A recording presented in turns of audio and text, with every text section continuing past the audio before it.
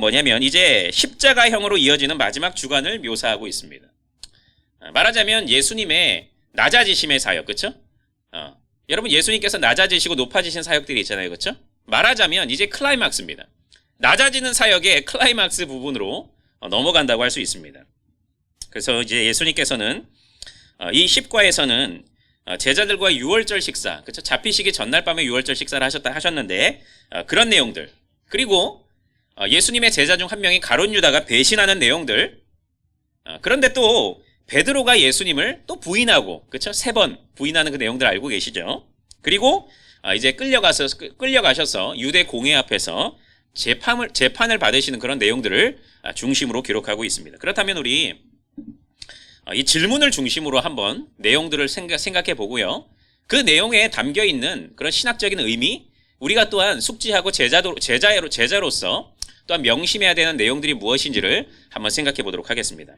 여러분 마가복음 14장 그 여는 첫 구절은 유월절에 관한 내용들을 담고 있습니다. 여러분 아주 의미심장한 내용이죠, 그렇죠? 유월절 하면 딱 의미가 있죠, 그렇죠? 그냥 구약의 사건, 출애굽의 사건으로만 끝나는 게 아니죠. 유월절은 신구약에 연결이 돼 있는데요.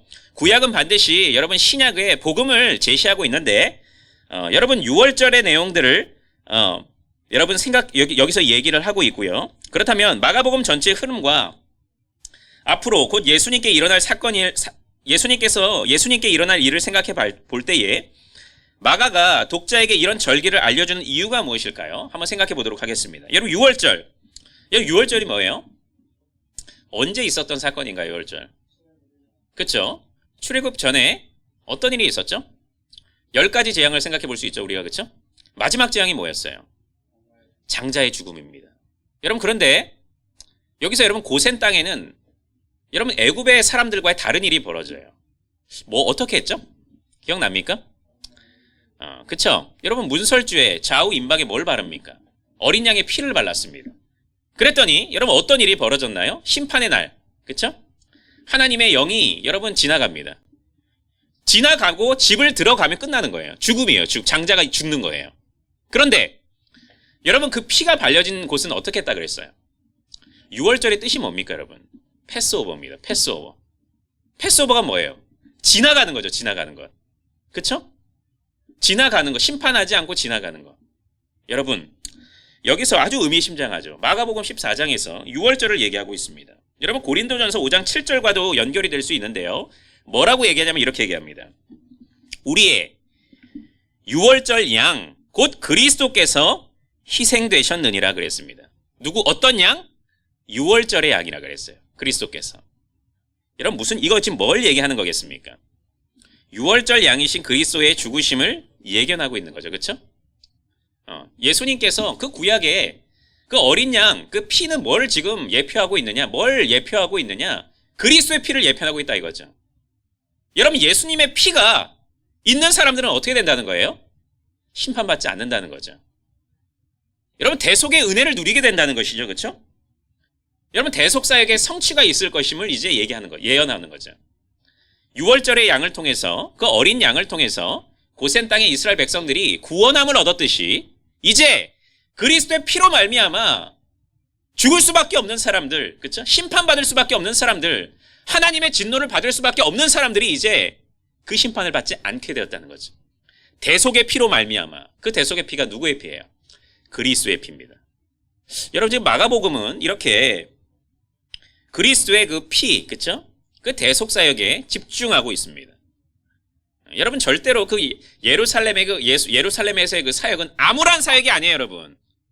예수님의 죽으심의 그 사건이지만 암울한 사건이 아니에요. 우리는 그 사건을 바라보면서 눈물을 흘리지만 또한 여러분 우리는 환희를 느낄 수 있어야 돼요.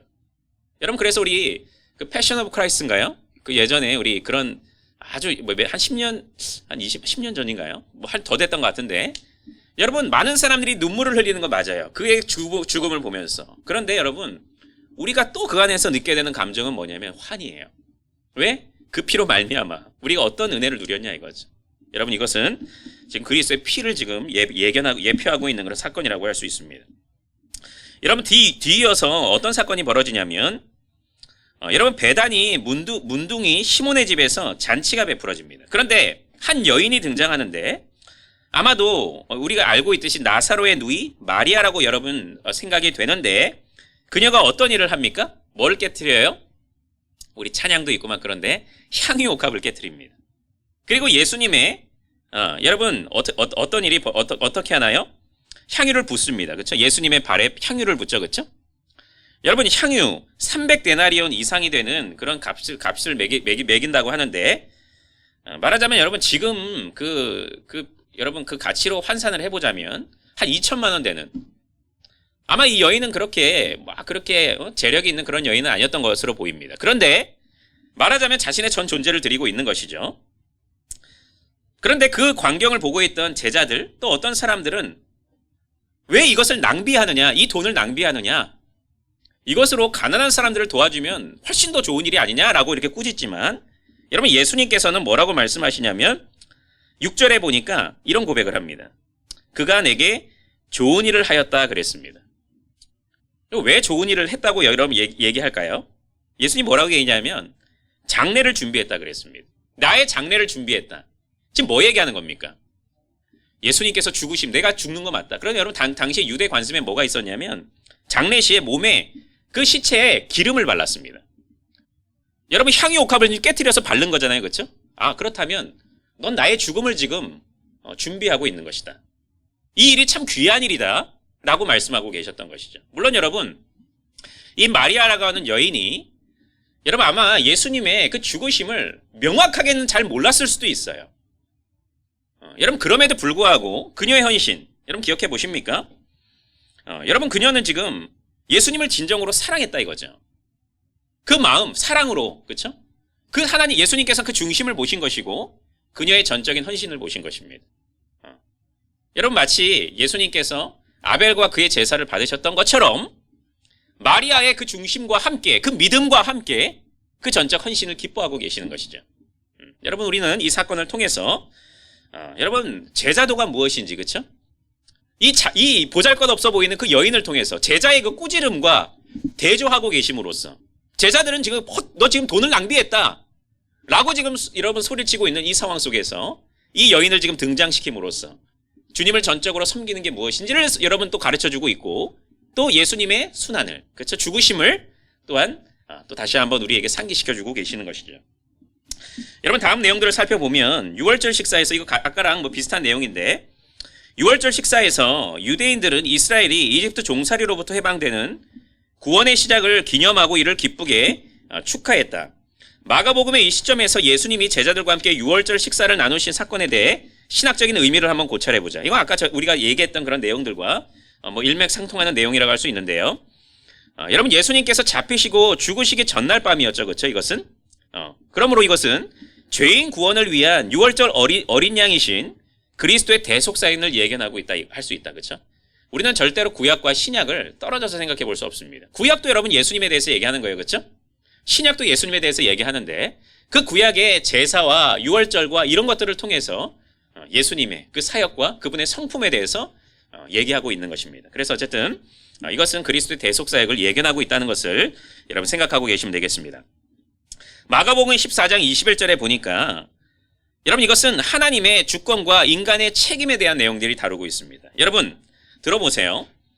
이것은 가룟 유다의 배신 사건을 배경으로 하고 있는 것인데 여러분 14장 21절에 보니까 이런 말씀이 나옵니다. 인자는 자기에 대하여 기록된 대로 가거니와 인자를 파는 자는 그 사람에게는 화가 있으리로다 그랬습니다. 여러분 인자가 자기에 대하여 기록된 대로 가거니와 이것은 하나님의 주권을 얘기하죠. 그렇죠? 지금 하나님의 주권대로 행하고 있다 이거죠. 예수님께서는 하나님의 뜻에 따라서 죽음으로 향하는 그 행보를 걷고 계시잖아요. 그렇죠? 하나님의 영원적 작정에 의해서. 그런데 불구하고 인자를 파는 그 사람에게는 화가 있다 그랬어요. 하나님의 작정이 있지만 인간은 지금 어떻게 하고 있는 거예요? 가룟 유다는 뭘 했다는 거예요, 지금? 여러분 자신 스스로의 의지를 가지고 지금 그분을 배반했다는 것을 얘기합니다. 그렇죠? 죄된 본성에 따라서. 여러분 우리가 이것이 참 신비입니다. 사실 우리가 하나님의 절대 주권과 인간의 책임을 아주 명확하게 이해할 수는 없지만 그럼에도 불구하고 우리는 여러분 우리 죄에 대해서 우리의 책임을 주님께로 돌릴 수는 없다 이거죠. 물론 하나님의 영원적 작정이 있습니다. 그럼에도 불구하고 하나님께서는 우리를 로봇으로 만든 거 아니고요. 우리의 자유의지를 동원해서 하나님을 섬기기를 원하는데 여러분 지금 가룟 유다는 지금 뭘 한 겁니까? 자신의 자유의지를 동원해서 자신의 죄된 본성에 따라서 하나님의 뜻을 거역하고 여러분 예수님을 파는 그런 자신의 의지를 발동하고 있는 것입니다. 그럼에도 불구하고 여러분 여기서 우리가 꼭 기억해야 되는 것은 그랬다고 해서 하나님의 주권이 임하지 않았다 그랬으면 안 됩니다. 물론 여러분 이렇게 이해하는 게 더 건전하다 할 수 있겠습니다. 하나님의 절대 주권이라고 하는 큰 틀 안에서 지금 이런 사건이 벌어지고 있는 것이죠. 그렇죠? 여러분 만약에 여기서 지금 가룟 유다가 예수님을 배반하고 팔았는데 여러분 여기서 하나님이 깜짝 놀랐을까요? 이놈 이거 내가 예상하지 못한 행동을 했네. 내 계획을 한번 변경해 봐야겠다. 그러진 않았다는 것이죠. 그렇죠? 하나님의 주권적인 틀 속에서 지금 일이 벌어지는데 그럼에도 불구하고 인간은 지금 자신의 죄된 본성이 이끌려서 그것을 스스로 발동하여서 죄악을 저지른 것입니다. 그래서 우리는 이런 이해 속에서 하나님께서 그가 죄를 짓는 것을 허용하셨다는 그런 개념 속에서 이 내용들을 이해해야 여러분 더욱 온전한 이해가 될 것입니다. 여러분 다음은 유월절 만찬에 대해서 나옵니다. 여러분 유월절 식사 그거 알고 있죠, 그렇죠? 우리 뭐 이렇게 그 유명한 그 그림도 있는데 여러분 유월절 마지막 이제 식사입니다. 예수님은 떡과 포도주가 상징하는 것이 무엇이라고 말하고 있습니까? 여러분 이런 출애굽기 24장 8절을 비롯해서 여러 구약의 성경의 본문들은 마가복음 14장에서 제작된 주의 만찬을 어떻게 조명해 주고 계십니까? 여러분 예수님의 떡이 뭘 상징합니까? 자, 예수님의 몸입니다. 그렇죠? 여러분 또한 그 포도주는 뭐를 상징합니까? 예수님의 피입니다. 나의 피라 그랬어요. 그런데 중요한 거 뭐라고 얘기하냐면 언약의 피라 그랬습니다. 여러분 언약이라는 단어가 나오죠. 그렇죠? 여러분 여기서 얘기하는 언약은 새 언약을 얘기합니다. 그렇죠? 그리스도의 피로 말미암은 언약을 얘기하죠. 새 언약입니다. 그런데 여러분 구약 출애굽기 24장 8절만 보자면 이렇게 말합니다. 모세가 그 피를 가지고 백성에게 뿌리며 이르되 여러분 이것은 제사에 대해서 지금 얘기하는 건데 이는 여호와께서 이 모든 말씀에 대하여 너희와 세우신 언약의 피니라 그랬습니다. 여러분 여기서 얘기하는 언약의 피는 뭘까? 어떤 언약을 얘기하는 걸까요? 옛 언약을 얘기합니다. 아까는 새 언약이었잖아요. 옛 언약은 뭐예요? 여러분 시내산 언약을 얘기하는데 여러분 여기서 그 피가 뭡니까? 모세가 그 피를 가지고 뿌렸다 그랬는데 이것은 짐승의 표를 얘기하죠. 그렇죠? 여러분 여기서도 그렇습니다. 사실 똑같은 거예요. 이 구약의 이 제사 제도를 통해서 피뿌림을 통해서 누구의 피뿌림을 지금 예표하고 있는 거예요? 그리스도의 피뿌림을 예언하고 있습니다. 여러분 그 당시의 사람들은 이 옛 언약을 통해서 언약 공동체로 들어갔습니다. 그렇죠? 이스라엘 백성됨을 여러분 증거하고 하는 여러분 이런 표로 삼았잖아요. 신약에서도 그렇습니다. 여러분 이 그리스도의 피, 새 언약으로 피로 말미암아 언약 공동체 교회로 들어가는 거죠. 그렇죠? 이것을 우리가 드러내는 거잖아요. 여러분 세례도 그렇고요. 성찬은 뭡니까? 세례는 뭐예요? 언약 안으로의 들어감이고, 그렇죠? 그리스도와의 연합에 들어갔다는 거 얘기하는 거고 언약 공동체 안에 들어갔다는 거잖아요. 그것을 증명하고 표를 나타내는 거잖아요. 그런데 여기에서 얘기하는 성찬은 뭡니까? 우리가 언약 안에 머물러 있음을 또 드러내는 거예요. 이제 여러분 우리가 꼭 기억해야 되는 건 뭐예요? 여러분 성찬 우리 지금 최근에 코로나 상황으로 못하고 있지만 여러분 그런 의미를 우리가 깨닫고 이 성찬에 참여해야 돼요. 그냥 아무 생각 없이 포도주 마시네? 이게 아니에요. 여러분 여기서 우리가 기억해야 되는 건 뭐예요? 피뿌림으로 말미암아 내가 언약 안에 들어갔구나. 그리스도의 피뿌림으로 말미암아 내가 구원을 받았고 은혜 언약 안으로 들어가게 된 것이구나. 여러분 이것을 기억하는 것이죠. 상기하는 것이죠. 더 나아가서 우리는 칼빈은 영적 임재설을 얘기하는데 그리스도와의 긴밀한 교제를 그래서 우리 성령의 도우심을 구해야 돼요. 여러분 성찬 시간에 멍 때리고 있으면 안 됩니다. 여러분 뭘 해야 돼요? 그리스도의 이 핏뿌림을 기억하고 감사하고 성령의 도우심을 구하면서 그리스도와의 교제를 누릴 수 있도록 하나님께 간구하는 시간이 되어야 하는 거예요. 물론 플러스 충성을 맹세하는 시간도 되지만 여러분 성찬은 의미가 있는 시간이다 이거죠. 새 언약으로 들어갔음을 우리가 그 안에 머물러 있음을 여러분 드러내는 표다. 그래서 여러분 어쨌든 여기서 구약에서의 그 언약의 피 여기서 또 신약에서의 그 언약의 피 여러분 여기서 이런 연결성이 있다는 것을 연속성이 있다는 것을 물론 비연속성도 있지만 이렇게 연속성이 있다는 것을 우리는 기억해야 할 것입니다. 여러분 다음에 스가랴서의 말씀이 나오는데 예수님은 마가복음서에서 스가랴 13장을 인용하고 있습니다. 마가복음 보니까 이렇게 말씀하고 있거든요. 14장 27절에 보니까 이렇게 말씀합니다. 배반에 대해서 얘기하고 있어요. 너희가 다 나를 버리리라. 이는 기록된 바 내가 목자를 치리니 양들이 흩어지리라 하였습니다. 여러분 이게 스가랴 말씀을 인용한 거거든요. 스가랴 13장 7절에 보니까 이렇게 말하고 있습니다. 카라 깨어서 내 목자 내 짝된 자를 치라.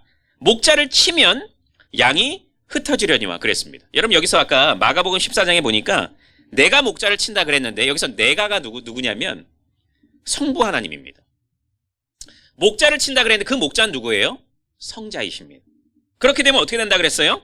양들이 흩어진다 그랬습니다. 여러분 이것이 그리스도의 고난 사건을 지금 얘기하는 거예요. 여러분 성부께서 성자를 치면 말하자면 고난받고 십자가에 달려 죽음에 이르게 하면 어떤 일이 벌어진다는 거예요. 제자들에게 그것이 큰 걸림돌이 된다는 거예요. 실제로 그렇게 됐어요? 안 됐어요? 됐잖아요, 여러분. 다 예수님 곁을 떠나버렸잖아요. 여러분 지금 예수님의 순환에 대해서 구약에서 그 말씀이 이렇게 연결이 되는 거죠. 신약에서의 그 성부께서 성자를 버리시고 또 이것이 시험거리가 되어서 제자들은 예수님을 버리는 이런 사건으로 너희들은 어떻게 되겠냐? 제자된 너희들아 주님께 어떤 자세를 우리가 품어야 하겠느냐? 우리의 연약함이 어떠한가를 바라봐라. 여러분 여기서 그런 말씀을 하고 계시는 것이죠. 그래서 고난 사건을 또한 예언하고 있는 그런 말씀이라고 할 수 있습니다. 여러분 예수님은 마가복음 14장에서 새 언약의 잔을 제자들과 함께 나누십니다. 아까 전에 6월절 만찬이 있다 그랬죠. 그렇죠? 그런데 겟세마네 동산에서 아버지께 이 잔을 자신에게로 옮겨주시기를 예수님께서 기도하셨잖아요. 그렇죠? 이 잔을 내게서 옮겨주십시오 그랬잖아요.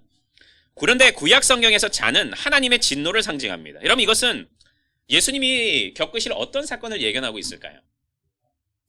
그렇죠? 하나님의 진노를 받게 된다는 거죠. 그렇죠? 여러분 예수님께서 하나님의 진노를 받았나요? 안 받았나요? 받았습니다. 그렇죠? 여러분 지금 예수님의 고난에 대해서 계속 얘기하고 있어요. 그 십자가 사역에 대해서 얘기하고 있는 것입니다. 여러분 그런데 중요한 것 여기서 참 참 우리가 기억해야 될 내용이 나오는데요.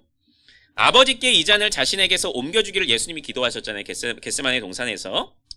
여러분 이 기도가 응답이 됐나요? 안 됐나요? 옮겨졌어요? 그 잔이? 안 옮겨졌습니다. 여러분 그런데 참 중요한 거는 그 기도가 응답되지 않았기 때문에 우리는 이제 그리스도께 응답받는 기도를 올려드릴 수 있게 되었어요. 여러분 너무 감사한 거 아니에요? 만약에 여러분 예수님께서 그 기도를 했을 때 성부께서 그 기도를 들어주셨다면 저와 여러분은 하나님과 관계된 하나님의 자녀가 아니었겠죠. 원수였겠죠. 그런데 여러분 성자께서 그 기도를 올려드렸을 때 성부께서 그 기도를 거절해 주심으로써 우리는 이제 하나님께 나아갈 수 있게 되었고요. 응답받는 기도를 하나님께 올려드릴 수 있게 되었습니다. 여러분 이런 사건들이 복음의 진리, 여러분 우리의 정체성, 우리가 영광됨, 여러분 그런 것들을 설명하고 있는 구절이라고 할 수 있습니다. 여러분 이런 사건들을 기억하셔야 합니다. 여러분 다음 또 유다가 이제 예수님을 배반하죠. 대제사장에 끌려가는데 대제사장이 이렇게 묻습니다.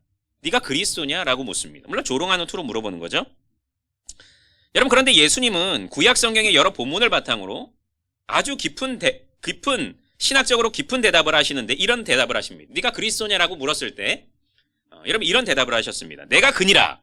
인자가 권능자의 우편에 앉은 것과 하늘구름을 타고 오는 것을 너희가 보리라 그랬습니다. 여러분 이것은 다니엘서의 그 말씀과 연결되는 말씀이에요. 여러분 다니엘서 7장 13절에 보니까 이렇게 말하고 있습니다. 인자 같은 이가 하늘구름을 타고 와서 옛적부터 항상 계신 이에게 나아가 그 앞에 인도됨에 그랬습니다. 그 구약의 말씀이 지금 예수님의 그 영광스러운 재림주로의 오심을 여러분 예표하고 있는 것이죠. 그런데 여러분 대제사장이 예수님께서 이런 고백을 했을 때 아주 흥분하면서 극단적인 반응을 하였습니다. 어떤 반응을 하냐면 옷을 찢습니다. 그리고 예수님을 사형에 해당되는 자로 정죄하고요. 침을 뱉고요. 주먹으로 얼굴을 쳤습니다. 여러분 그런데 이 말씀도 이사야서 구약의 말씀에서 예언된 그런 행동이었습니다. 보면 50장 6절에 보니까 이렇게 얘기했습니다. 나를 때리는 자에게 나의 뺨을 맡기며 침뱉음을 당하여도 내 얼굴을 가리지 아니하였다 그랬습니다. 여러분 그리스도의 예언이 지금 성취되고 있는 것이죠. 하나님은 예수님께서는 당신의 모든 일들은 그냥 아무 의미 없이 행해지는 행동이 아닌 거예요. 구약에서 예언된 그런 말씀이 성취되도록 지금 행동하고 계시는 것이고요. 여러분 그들이 뭐라고 얘기했어요? 내가 그리스도냐라고 얘기했을 때 그런 대답을 하심으로써 당신께서 하나님의 아들이시고 메시아이심을 또한 증거하고 있는 것이죠. 만왕의 왕이시고 심판주가 되신다는 사실을 증명하고 계시는 것입니다. 여러분 끝까지 예수님께서는 당신의 죽으심과 모든 이런 순환의 사건들을 통해서 구약의 말씀을 성취하고 계시는 것이고 당신께서는 누구이신지를 계속해서 증거하고 확증하고 계시는 그런 장면을 우리는 볼 수가 있습니다. 여러분 다음에 베드로가 이어지는데 베드로가 예수님을 부인합니다. 그렇죠? 내가 절대 예수님 배반 안 합니다라고 얘기했던 확언을 했던 그런 베드로가 예수님 부인하는 장면이 등장합니다. 여러분 예수님 생의 마지막 날에 대한 이야기를 어떻게 전개해 나가는가? 다시 말해서 마지막 주간 동안 예수님이 겪으셨던 고통에 대해 우리가 알 수 있는 것은 무엇인가? 여러분 예수님의 예언대로 베드로가 예수님을 배반했죠. 그렇죠? 여러분 뭐라고 얘기했습니까? 닭이 2번 울기 전에 그분을 3번 부인한다 그랬습니다. 그랬더니 베드로가 정말 했나요? 안 했나요? 했습니다. 여러분 말하자면 예수님을 버린 것이죠. 그렇죠? 여러분 그리스도는 모두에게 버림받은 채로 여러분 그와 같은 우리의 죄 때문에 큰 영적 고난을 당하셨던 것입니다. 여러분 우리의 그 모든 베드로의 그 배신과 그 모든 행동들, 우리의 모든 행동들 때문에 여러분 영적인 고난을 당하시고 특히 성부께로부터 버림을 당하셨습니다. 여러분 예수님께서는 이처럼 버림을 당하신다는 거 그것을 여러분 알 수 있는 것이 그분께서 버려짐을 당하기 때문에 우리가 살려짐을 받은 것이죠. 사실 그렇죠? 이런 희비를 통해서 예수님은 우리 대신 죽으시고 우리가 오히려 살아나는 그 사건을 또한 우리에게 가르쳐주고 있는 것입니다. 여러분 다음 마지막 우리 내용을 한번 살펴보자면 마가복음 15장 내용인데 예수님이 공회 앞으로 가시고요. 여러분 말하자면 산헤들린으로 끌려가셨는데 여러분 산헤들린이 뭔지 알아요? 산헤들린 많이 들었죠. 그렇죠? 산헤들린. 여러분 유대인의 재판소예요. 예루살렘의 최고 종교 법정인데 거기에 끌려가십니다. 여기서 예수님은 빌라도로 인해서 십자가형 선고를 받으시잖아요. 그렇죠? 그런데 15장에 보니까 여러 모순의 어떤 그런 장면들이 등장을 하고 있습니다. 빌라도가 예수님에게 묻는 질문은 무엇이고 예수님을 고발하는 자들은 누구고 빌라도가 누구를 놓아주는지를 한번 생각해 봅시다. 여러 모순점이 등장합니다. 여러분 빌라도가 예수님께 뭐라고 물어봤냐면 이렇게 물어봅니다. 내가 유대인의 왕이냐 그랬습니다. 여러분 예수님은 뭐라고 얘기하냐면 내 말이 옳다 그랬습니다. 여러분 그 이후에 어떤 일이 벌어지냐면 대제사장이 예수님을 고발합니다. 여러분 대제사장 하면 여러분 진정한 신앙인인가요? 아니에요 여러분. 여러분 오히려 그가 고발할 만한 대상이 아니고 그는 정죄받아야 될 대상이에요. 그런데 지금 오히려 아까 얘기한 대로 유대인의 왕이신 만왕의 왕이신 예수님을 고발하고 있고 그를 지금 정죄하고 있는 그런 장면이 등장하고 있는 것이죠. 예수님은 정죄받을 분이었나요 사실? 아니에요 여러분. 만왕의 왕이시고요. 죄가 없으신 분이에요. 그런데 지금 고발을 받고 정죄를 받고 계십니다. 여러분 15장에 보니까 또한 그들은 누구를 놓아주라 그래요? 바라바를 놓아주라 그럽니다. 여러분 그는 범죄자예요. 민족주의적인 혁명가라고 얘기도 하지만 여러분 그는 범죄자입니다. 여러분 지금 모순점이 발견되고 있는 거예요. 그는 사실 그가 십자가에 달려서 고발을 당하고 그가 십자가에 달려야 되는 사람인데 그가 오히려 노임을 받게 되는 이런 여러분 모순점이 여러분 등장하게 됩니다. 여러분 그런데 여기서 또한 또 복음이 증명되고 있는 것이죠. 여러분 예수님께서는 고발을 당하셨습니다. 그리고 그 안에서 침묵하셨죠. 그렇죠? 그 고발 당하시는데 아유 나는 억울한 사람입니다. 나한테 왜 그럽니까? 이렇게 안 하십니다. 그는 침묵하십니다. 여러분 그런데 그것으로 말미암아 여러분 우리는 구원받고요. 우리의 변호자가 될 수 있으셨습니다. 여러분 그분은 우리의 변호자시잖아요. 그렇죠? 우리가 정죄를 받아야 되는데 그가 정죄함을 받고 그가 죽으심 때문에 우리는 이제 그 정죄를 받지 않는 존재가 되었잖아요. 그렇죠? 우리를 변호하는 변호자가 되셨습니다. 여러분 이 사건을 여러분 우리가 이런 관점 속에서 이해를 해야 될 것입니다. 아까 밑에 응답되지 않는 기도 아까 그런 내용들을 담고 있고요. 다른 내용들은 제가 아까 질문을 통해서 다 이렇게 포괄해서 설명을 했기 때문에 그런 내용들은 여러분이 참고를 하시고 또 이렇게 숙지를 하시면 되겠습니다. 그럼 마지막인데 11과입니다. 11과. 자, 우리 한번 제목을 한번 읽어볼까요? 11과. 자, 시작. 십자가와 부활입니다. 여러분 이제 마가복음의 최고 절정에 이르는 장입니다. 예수님의 죽음에 대해서 얘기하고요. 예수님께서 또 장사되심을 얘기하고요. 부활에 대해서 이야기를 하고 있습니다. 여러분 이런 내용들을 생각해 보고요. 우리 이 내용들을 이 질문을 통해서 내용을 한번 파악해 보도록 하겠습니다. 군인들이 소집해 있던 온 군대는 최대 한 600명의 군사로 구성되어 있습니다. 그런데 여러분 예수님을 잡으러 갔을 때 체포하러 갔을 때 이 군대가 동원이 되었습니다. 왜? 로마 제국의 대항자로 여겼기 때문입니다. 여러분 로마 군인들은 예수님을 어떻게 농락하고 있습니까? 여러분 18절에서 읽을 수 있는 군인들의 아이러니한 발언은 무엇입니까? 여러분 지금 예수님을 잡으러 갔을 때 강도를 잡는 것처럼 마치 검과 뭉치를 가지고 가고 있습니다. 그러니까 강도가 아니잖아요. 그렇죠? 그런데 그들은 이와 같이 여러분 예수님에 대해서 이런 자세를 가지고 지금 아이러니한 자세를 가지고 가고 있습니다. 여러분 18절에 보니까 뭐라고 묻습니까? 뭐라고 말합니까? 유대인의 왕이여 평안할지어다 그랬습니다. 그리고 여러분 그 전에 어떻게 했냐면 왕관을 가장한 가시면류관을 씌웠습니다. 여러분 이런 예수님께서 순환에 대해서 알고 계시죠? 또한 왕권을 상징하는 지팡이 대신에 갈대로 머리를 쳤습니다. 조롱하고 있는 거죠. 그렇죠? 그러면서 유대인의 왕이여 이렇게 조롱하고 있는 거죠. 여러분 이것은 당시에 로마 황제 가이사의 개선식을 흉내내는 모습이에요. 전쟁에 승리한 가이사가 왔을 때 이런 퍼포먼스를 했거든요. 사람들이 조롱하고 있는 거죠. 지금 가시면류관, 왕관 대신 가시면류관을 씌우고 여러분 그 갈대를 여러분 그것을 지팡이 대신 갈대를 가지고 지금 치면서 예수님을 조롱하고 있습니다. 여러분 그런데 이것은 조롱하는 말이지만 참으로 놀랍게 이것은 진리를 선포하고 있습니다. 그렇죠? 여러분 그분은 유대인의 왕이여 그랬는데 이들은 그런 의미 반대로 얘기한 거 조롱하는 의미로 얘기했지만 여러분 이 안에서 진리가 선포되고 예수님이 누구이신지를 선포하고 있습니다. 여러분 예수님 유대인 왕이 맞으시죠? 그렇죠? 그분은 만왕의 왕이잖아요. 온 세상의 주권자가 되시잖아요. 그렇죠? 이 여러분 아이러니하고 이해할 수 없는 이 대화를 통해서 여러분 오히려 예수님께서는 당신께서는 누구이신지를 증명하는 도구로 사용하고 있습니다. 여러분 다음에 유대인과 로마인 모두의 관례에 따라서 예수님은 성문 밖으로 끌려가서 십자가에 달리십니다. 여러분 이것은 어떤 신학적인 의미가 있을까요? 여러분 이것은 구약에 또한 등장했던 그런 내용들 속에서 예수님에 대해서 계속해서 손가락을 가르치고 있는 그런 말씀으로 이해할 수 있습니다. 여러분 그래서 구약의 말씀을 이렇게 여러분이 레위기나 이런 내용들을 봤을 때 예수님의 어떤 그 신약을 통해서 이것들을 해석해 볼 줄 알아야 돼요. 그냥 구약은 구약, 제사는 제사, 신약은 신약 이게 아니에요, 여러분. 구약을 풍성하게 이해하잖아요. 그러면 그것을 통해서 예수님의 그 십자가 사역을 더 풍성하게 이해하게 되는 거예요. 대속의 진리 이런 것들을 풍성하게 이해하게 되는 것이죠. 여러분 구약에 보면 이런 말씀이 나옵니다.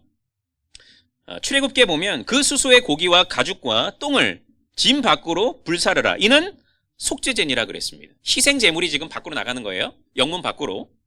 히브리서에 보면 더 명확히 나옵니다. 13장에 보니까 죄를 위한 짐승의 피는 대제사장이 가지고 성소에 들어가고 그 육체는 영문 밖에서 불사름이라. 그러므로 예수도 자기 피로써 백성을 거룩하게 하려고 성문 밖에서 고난을 받으셨다 그랬습니다. 여러분 이것을 통해서 우리에게 가르쳐주는 게 뭐예요? 예수님께서 대속을 위한 희생제물이 되셨다는 것을 가르쳐주고 있습니다. 여러분 구약의 이 사건을 이해하는 사람들은 예수님이 마치 그런 재물처럼 영문 밖으로 버려지는 재물처럼 불살라지는 재물처럼 우리의 죄를 위해서 그렇게 되신 것이구나. 이런 여러분 예수님의 그 대속에 대한 풍성한 이해를 갖게 된다는 것입니다. 이런 밑에 십자가형은 식민지 시민들이 로마에 대항하지 못하도록 경고하는 최후 공개적인 방지책이라고 얘기하고 있고요. 여러분 예수님은 손목 아래는 십자가의 가로들보에 못 박히고 예수님의 발은 위아래로 겹쳐진 상태에서 수직 들보에 복박했다 그랬습니다. 여러분 이것을 희생 제사 제도와 연결해 봤을 때 어떤 의미를 담을 수 있다고 여러분 생각을 하십니까? 여러분 뭡니까 이것은? 형벌대속이죠. 형벌대속. 대속 맞는데 형벌대속이다 이거죠. 여러분 그 형벌이 누구에게 임해야 되는 형벌이었어요 본래? 우리입니다 여러분. 여러분 그 십자가에 사실 달려야 되는 사람은 누구예요? 우리입니다. 그런데 예수님이 우리 십자가에 달려야 되는 우리를 여러분 밑으로 내리시고 당신께서 지금 올라가신 것이죠. 그렇죠? 여러분 베드로전서 3장에 보니까 18절에 보니까 여기에 대해서 이렇게 말씀합니다. 그리스도께서도 단번에 죄를 위하여 죽으사 의인으로서 불의한 자를 대신하셨으니 이는 우리를 하나님 앞으로 인도하려 하심이라 그랬습니다. 우리를 끌어내리고 우리가 그렇다면 어떻게 되니까 이걸 통해서 우리가 그리스도를 믿으면 이 속죄가 우리에게 적용되는 거죠. 그래서 우리는 하나님의 사랑받는 자녀로 회복되게 되는 것이죠. 예수님의 십자가는 여러분 우리의 형벌 대속을 말씀하고 있는 것이죠. 그래서 여러분 우리는 이것을 통해서 더욱 그리스도의 깊고도 진한 사랑을 체험하고 깨달을 수가 있는 것입니다. 여러분 마가복음 15장에 보니까 이제 구약의 많은 예언들이 예수님의 죽음에서 성취되는 것을 볼 수 있습니다. 여러분 그런데 참 놀랍게 마가복음 15장에서 보면 예수님이 그 죽는 그 여러분 사건들을 계속 기록하고 있거든요. 기술하고 있거든요. 그런데 이것이 구약에 다 등장하고 있는 내용이었어요. 여러분 신명기에 보니까 이렇게 얘기합니다. 21장에 보니까 나무에 달린 자는 하나님께 저주를 받았습니다 그랬습니다. 여러분 우리는 이 신약의 말씀을 통해서 예수님이 왜 죽었는지 그 의미가 무엇인지를 깨달을 수가 있는 거죠. 저주를 받았다 이거죠. 하나님이 우리 대신에 예수님께서. 여러분 밑에 보면 갈라디아서에 보니까 이렇게 말합니다. 3장에 보니까 여기에 대해서 이렇게 얘기하고 있죠. 그리스도께서 우리를 위하여 저주를 받은 바 되사 율법의 저주에서 우리를 속량하셨으니 그랬습니다. 여러분 이게 짝이 되는 거예요. 짝. 아 그렇구나. 십자가에 달린 건 저주를 받는 건데 갈라디아서 이것을 뭐라고 얘기하는 거예요? 그리스도께서 우리를 위해서 저주를 받았다 그랬어요. 여러분 복음의 진리를 얘기하는 거죠. 여러분 그런 거 밑에 보면 시편에 보니까 22편에 보니까 거의 메시아 시편이라고도 얘기를 하는데 여러분 이렇게 얘기해요. 다윗의 고백이긴 한데요. 내 하나님이여 내 하나님이여 어찌 나를 버리셨나이까 그랬습니다. 또 18절에 보니까 내 겉옷을 나누며 속옷을 제비 뽑나이다 그랬습니다. 여러분 이거 지금 예수님께서 돌아가셨을 때 그 사건 아니에요 이게 지금? 구약에서 신약을 얘기하고 있는 거죠. 여러분 또한 이사야 53장인 것을 제일 많이 얘기하고 있죠. 그렇죠? 메시아 장이라고 얘기하는데 버림을 당하고 간고를 겪고 질고를 겪고 멸시를 당하고 여호와께서는 우리 모두의 죄악을 그에게 담당시켰다. 그의 입을 열지 아니하였도다 그랬습니다. 여러분 이런 구약의 이 사건들을 이 말씀 예언을 통해서 예수님께서 어떤 분이셨는지를 그 십자가의 의미가 그 죽으심의 의미가 무엇인지를 이야기하고 있는 것입니다. 여러분 또 그 다음날 보니까 예수님이 마지막 숨을 거두시자 곁에 섰던 한 로마 백부장이 이 사람은 진실로 하나님의 아들이었도다 라고 외칩니다. 여러분 하나님의 아들이다 라고 외쳤는데 여러분 마가복음 1장 1절 말씀 여러분 제가 이걸 강조하면서 시작을 했는데 어떤 말씀이에요? 마가복음 1장 1절 한번 찾아보실래요? 마가복음 1장 1절을 여러분 한번 찾아보세요. 여러분 뭐라고 말씀하냐면 이렇게 얘기합니다. 하나님의 아들 예수 그리스도의 복음의 시작이라 그랬습니다. 여러분 예수님께서는 누구이심을 먼저 선포하면서 시작했어요? 하나님의 아들이라 그랬어요. 그런데 지금 거의 마지막 이 말미에 예수님이 죽으시는 그 현장에서 로마 백부장이 지금 뭐라고 얘기하고 있습니까? 그가 하나님의 아들이었다. 여러분 그리스도께서 하나님의 아들이심이 선포되고 있고요. 마가복음은 또한 마지막에 입증하고 있는 거죠. 여러분 확증시키고 있는 것이죠. 너희들도 이 사실을 기억해야 한다. 그분이 누구냐? 하나님의 아들이야 라고 얘기하고 있는 것이죠. 여러분. 그래서 우리는 이 마가복음 속에서 하나님의 아들 되심을 여러분이 꼭 기억해야 된다 이거죠. 더 나아가서 그리스도께서 메시아가 되신다. 그리스도가 되신다라는 것을 기억해야 하는 것이죠. 여러분 마가복음 15장 38절에 보니까 우리 잘 아는 사건인데 여러분 예수님이 죽으시자 어떤 일이 벌어집니까? 성소휘장이 어떻게 돼요? 찢어집니다. 위로부터 아래로 찢어졌습니다. 둘이 되었습니다. 여러분 이것이 성전이 수행하고 있는 역할과 어떻게 상관관계를 맺고 있을까요? 여러분 구약에 보면 지성소가 있습니다. 그쵸? 여러분 지성소 알아요? 여러분 대제사장이 여러분 지성소 다 들어갈 수 있어요? 이스라엘 백성들이 다 들어갈 수 있었나요? 아니에요. 대제사장이 그것도 딱 한 사람이 1년에 딱 한 번 들어갔습니다. 대속죄일에 들어갔어요.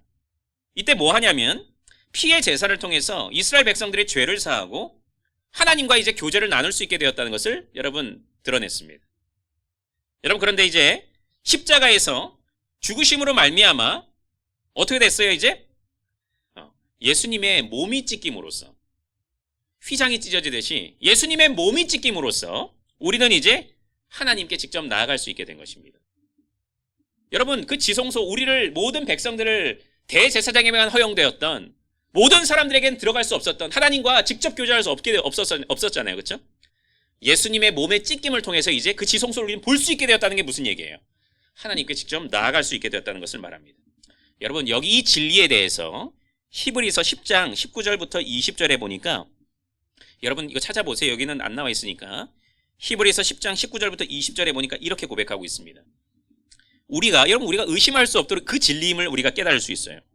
우리가 예수의 피를 힘입어 성소에 들어갈 담력을 얻었나니 그 길은 우리를 위하여 휘장 가운데로 열어놓으신 새로운 산길이요 휘장은 곧 그의 육체니라 그랬습니다. 그의 찢김으로 말미암아 우리가 이제 하나님께 우리 본래 나아갈 수가 없는 존재였잖아요. 그렇죠? 그리스도의 피를 통해서 이제 그분께 가게 되는 거죠. 그리스도의 피가 없으면 우리 하나님께 못 갑니다. 여러분 우린 전적 부패하고 무능력한 상태였어요. 여러분 그런데 그의 피로 말미암아 그 피를 통해서 그리스도께 나아갈 수 있게 되었죠. 이게 여러분 얘기하는 마틴 루터가 얘기했던 만인 제사장 아니에요. 여러분 만인 제사장론 뭐 이런 얘기를 하는데 그리스도의 피를 통해서 우리가 그런 존재가 되었다 이거죠. 우리는 그래서 감사 가운데 감격 가운데 두려워 떠는 게 아니고 감사와 감격 속에서 그분께 그리스도의 피를 의지하여 그분께 나아갈 수 있게 되는 것이죠. 여러분 누가복음과 마찬가지로 마가복음도 예수님의 생애 마지막 주간에 여자의 역할을 강조하고 있습니다. 여러분 십자가 현장에 누가 찾아온지 알아요? 막달라 마리아가 찾아오고요. 요새의 어머니 마리아가 또 찾아오고요. 여러분 살로메에 있는 살로메가 그 무덤의 현장에 찾아옵니다. 여러분 이것이 뭘 얘기할까요? 여러분 당시의 시대적인 배경을 한번 생각해 봅니까? 주로 여러분 남자만 거의 계수하는 상황 아니에요 여러분? 남자만 수혜치는 상황이잖아요. 그렇죠? 대표로서. 여러분 여자들도 구원의 대상이 되고요. 사명 감당의 주역이라는 것을 얘기합니다. 우리 지금 뭐 사실 여러분 교회 안에 보면 여자들이 더 많은 역할들을 하는 경우가 참 많이 있어요. 그럼 하나님께서는 남녀노소 불문하고 구원의 대상으로 삼으시고요. 그들을 통해서 하나님 나라 확장의 그 일들을 이루어 가신다는 것입니다. 여러분 예수님이 실제로 죽으셨다는 사실을 명확히 하려고 마가복음의 15장에 보니까 세부상을 기술하고 있는데 이 사실을 확증하기를 원했던 이유가 뭘까요? 마가복음에 보면 15장 46절에 보니까 이렇게 얘기하고 있습니다. 요셉이 세마포를 싸서 예수를 내려다가 그것으로 싸서 바위 속에 판 무덤에 넣어두고 그랬습니다. 여러분 이것은 뭘 얘기합니까? 진짜 죽었다는 걸 얘기하는 거잖아요. 그렇죠? 당시에는 여러분 여러 설이 있었어요. 여러분 지금 이 시대도 그런 설이 있는데 마치 여러분 뭐 죽은 것처럼 보였다. 그 역사성을 거부하는 거죠. 그 죽으심을 거부하는 거죠. 그렇죠? 여러분 당시에도 여러분 예수님의 그 죽으심을 여러분 곡해시키고 과장하고 감추려고 했던 사람들이 있었거든요. 그런데 여러분 뭘 얘기합니까? 구약의 그리스도의 죽으심의 예언이 성취되었다는 것을 얘기합니다. 그렇죠? 여러분 구약에 보면 예수님이 죽는다는 걸 많이 얘기하잖아요. 그렇죠? 희생 제물이 됐다는 게 뭐예요? 죽는다는 거잖아요. 실제로 죽었다 이거죠. 그 예언이 성취됐다 이거죠. 여러분 만약에 그분이 가짜로 죽었다면 부활 사건은 아무 의미 없는 사건이 되는 거잖아요. 죽지도 않네 무슨 부활입니까 여러분? 여러분 이것을 통해서 구약의 예언이 그 죽으심이 성취되고요. 부활의 사건도 지금 확증하고 있는 거죠. 그분이 분명히 죽었다 살아난 거 맞다. 여러분 이런 내용들을 증거하고 있는 것입니다. 사흘째가 되었습니다. 유대인의 안식 후 회에 세 여인이 예수님께 부어드릴 향품을 가지고 옵니다. 그들이 무덤에서 본 게 뭐예요? 여인들의 반응은 무엇입니까? 여러분 마가복음 16장 6절은 마가복음 여러 곳에서 진술된 내용을 어떻게 성취하고 있습니까? 여러분, 여자들이 왔습니다. 새 여인, 아까 얘기했던 그 새 여인이 뭘 봤습니까? 무덤이 돌이 굴려져 있어요. 그쵸? 깜짝 놀랐죠? 뭐지 이거? 여러분, 거기서 누구를 만나요? 천사를 만났습니다. 천사가 뭐라고 얘기하냐면 이렇게 얘기합니다. 그가 살아나셨다. 여기에 계시지 않는다. 빈 무덤이죠. 그쵸? 빈 무덤.